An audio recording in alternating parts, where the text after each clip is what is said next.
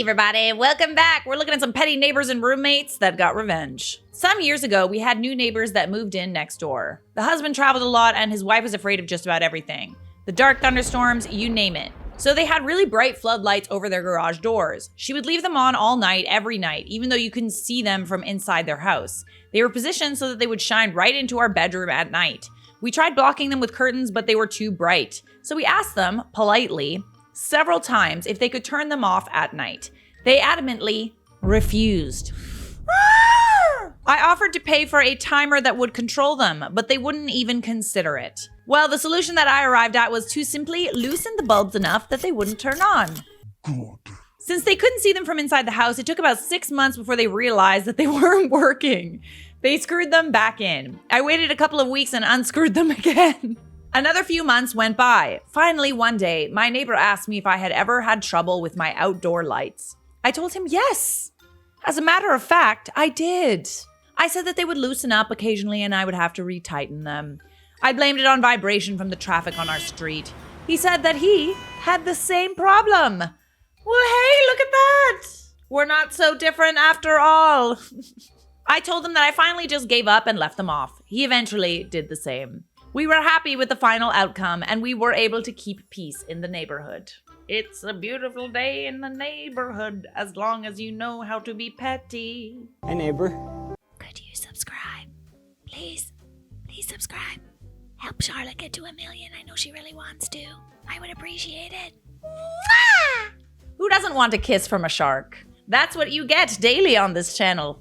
Nice little shark smooches. I retrained my roommate's brain to ignore his alarm. I was in senior college, my roommate was a sophomore. He'd been a pretty lousy roommate. Constantly left the room a mess, left his stuff on my side of the room and on my bed, stole my alcohol, used my stuff without permission, never cleaned up the dishes after he used them, and a bunch of other stuff. Not to mention, he would set like 10 alarms in the morning with a bunch of different alarm tones. I'm assuming that you shared a room. Love that. I hit a breaking point and decided to do something cruel. Every morning when I woke up, I'd observe his alarm pattern and see how he'd respond.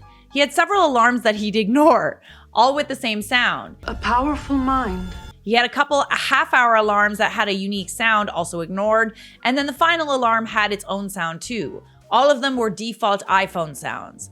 So his brain had been trained to this alarm pattern for a while, I'd assumed. I started step 1 of the punishment. Set up a sequence of alarms on my phone identical to his sequence, but an hour earlier. He responded to my alarms the exact same way he responded to his own. I kept this up for a week. His brain was eventually retrained to sleep through the double amount of alarms as before. Then phase 2 kicked in. Random inconsistencies in my alarm pattern. Some days I'd play all the alarms, while other days I'd only play one that his brain was trained to ignore. That way his brain expects to sleep through like 20 alarms and he only ever hears 11. He slept through his alarm at least 4 times in 2 weeks. Eventually he changed his alarm pattern so he'd only have 1 alarm. Bro, the fact that you had to do that is diabolical. I swear, living with people and petty neighbors, Karen neighbors, we go a little crazy, you know what I'm saying? Either they go a little crazy or we going a little crazy. And then when they go a little crazy, you obviously gotta match their energy. Or exceed it. You thought you were crazy. Let's go! Do it! You want a piece of me? Our neighbor bought this giant sign instead of turning the light off. Our home does not celebrate Halloween. Please do not knock on this door. Thank you. Well, aren't you festive? You know what I would do in this situation? I would go and decorate that with Halloween decorations. Or we could just TP it, you know? Egg it. What the kids do on Halloween. They throw pumpkins. The neighbors who could not fathom someone being so cruel as to put up Christmas decorations before Thanksgiving. Excuse me, I would like to let you know that Thanksgiving hasn't passed yet. So there is no reason for the lights when it is not the most upcoming holiday. You might have worked hard to put the Christmas lights up, so we happily just ask to turn them off and keep it that way for the next couple of days. Sincerely, your neighbors. It is not Christmas, take them down, wait until after Thanksgiving. It is none of your business! I would also go and then decorate their house with Christmas decorations. just to get them in the spirit, because clearly they need it. Merry Christmas, you filthy animal. The neighbor who decided to send a very passive-aggressive letter about a non-problem instead of, oh, I don't know, talking about it. We love a passive-aggressive note in this house. Dear dog owner, your neighbors do not appreciate listening to your dog bark at all hours of the day and night. Whether he or she is inside or outside, your dog is barking too much. Your dog is in distress. If you cannot meet the basic needs of your dog, please consider finding them a home that can. Sincerely, a neighbor. Right, because like you can just turn off the dog barks. Just press a little button. Just tell him to stop. What, your dog doesn't speak English? You're kidding. My neighbor chucks her dog's over the back fence. That's a lot of poo. That's an excessive amount of poo. I like how she probably thinks that no one will notice. Or maybe she thinks that you will notice and that's why she's doing it. Just making a nice little mountain of dog excrement. You know what you should do? You should just take a shovel and... Right? It was a cold winter day. 8 inches of snow had fallen the night before and the wind chill made it feel as if we were in the negatives. I drive an all-wheel drive SUV, so I have no issues getting out. My wife, on the other hand, drives a Prius, which slides with the smallest amount of moisture on the road. My car was down at the time, so we had to take hers. I spent 45 minutes in the freezing cold shoveling that car out so we could get to the store. We were gone for 1 hour, and when we came back, our neighbor had taken the spot I had shoveled. Oh, you like that? Do you like how clean it is? Yeah, that's because you didn't do that. Our apartment complex doesn't have assigned parking, but in the winter, it's understood that if you shovel a spot, it's yours. I think that's fair. So when I saw his car in the spot I just shoveled, I was pretty pissed. I went inside and filled 2 one-gallon jugs of water. I went back out and poured them on his windshield. Rinse and repeat. I must have poured about 10 gallons of water by the time I was done. Being how cold it was already freezing by the time I poured the last gallon on. It sat like that overnight. The next morning I got to watch as he helplessly tried to scrape all of those layers off of his windshield. Don't take my goddamn parking spot. Play stupid games, win stupid prizes. When my grandma was living alone in her house many years ago, she had my cousins put up her Christmas lights outside and decided to leave them up all year because her roof was really high and she didn't want to risk anyone getting hurt. She didn't turn them on but just left them up. Honestly, the trim of her house was dark and you couldn't really see them when they weren't on anyway, even during the day. She had this one neighbor who always complained about her and her house. One afternoon, I was washing my grandma's truck, and the neighbor came over to complain. She and my grandma got in a big screaming match, where this lady told my grandma she needed to take down her lights because Christmas lights being up all year were as tacky as grandma's pink lipstick. Oh, hell no! No, she did not. The next weekend, my grandma hired some guys to come paint her house pink.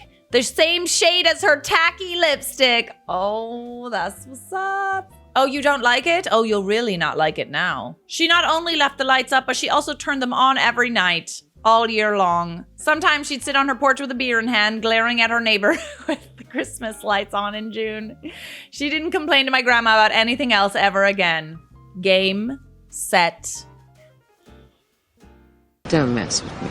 Ever since I moved in, my neighbors have been nothing but annoying and rude. We share a wall, the front yard, and a front porch with a small divider. They sit on their front porch the majority of the year. Morning to night, they're always out there. They've done a bunch of really annoying, sometimes outright rude stuff. The icing on the cake, though, was about 2 weeks ago. I did some major spring cleaning on the weekend, and it was now Monday. Garbage day is Tuesday at the crack of dawn. We've had a skunk/coyote problem, and all 3 trash bags didn't fit into the garage, so one had to stay out. I put the bags on my front porch late Monday afternoon, right by the front steps so I could bring them out the next morning at 6:45 a.m. I left to go grocery shopping, and about 15 minutes later, I started getting texts from the other neighbors. Turns out she took a picture of my garbage bag and posted in the neighborhood Facebook group, making up lies about me. She complained that I'm young, lol, I'm 38, that is young, baby, and lazy, occasionally fair. And this garbage has been smelling up her porch for weeks, 20 minutes. And now it's attracting rats, so people better be careful at the park across the street. Oh, the rats seem happy. I replied nicely, saying I did the spring cleaning and didn't want it ripping to shreds at the curb, but also didn't want to miss the garbage man. Everybody on the comments understood but her. Why, yes, because as soon as you live in a neighborhood with other adults, you immediately become a 6-year-old again. And the only person that can come in and break it up is usually the police. Still, I was fed up. I hated using our front door as they were always on the shared porch and often harassed me. My kids don't like them either, and my daughter often asks me to check if the neighbor's out there before she leaves to see her friends. I've had enough. I called my landlord, but he said he couldn't do anything. The rental market was absolutely out of control and I couldn't afford to move. So what could I do? This is gonna sound super silly, but I'm very happy with the results. I bought a wind chime. Not a twinkly one, but a real bonger of a wind chime. It's windy all the time here. I hung it as reasonably close to their side as possible without it ever crossing the property line. None of my neighbors hang out on their front porches, so it wasn't bothering anyone else. It's small, it's petty, and it makes me giggle every time I leave the house and hear it. It's the little things, the small but satisfying things. About 6 years ago, I had neighbors who were absolutely vile. I'm not white and I rented my home and they didn't like that. They felt I wasn't the type that should live on their street. Right, because, buying a house or a property means that you own the entire street. Anyways, they had awful fights, screaming at each other until the early hours of the morning. I would tell them to keep it down either face to face or by a note the next morning. But all I got back was verbal abuse, passive-aggressive hammering against the wall the next night, and their TV on full blast for hours to teach me a lesson. After one night when the fight went on all night, a particularly bad one involving her accusing him of having an affair, I waited a few days and anonymously phoned their house when I saw he had left for work and saw that she was home. Before she could answer, I said in a disguised voice, "Hey, man's name, can you talk? Has she left yet?" She screenshotted, "Who is this?" I gasped and hung up. Not long after, they moved. In separate ways. Don't hold me. You dumb. I understood that reference. It blows my mind that people even have to do this. Like, can't we all just get along? No.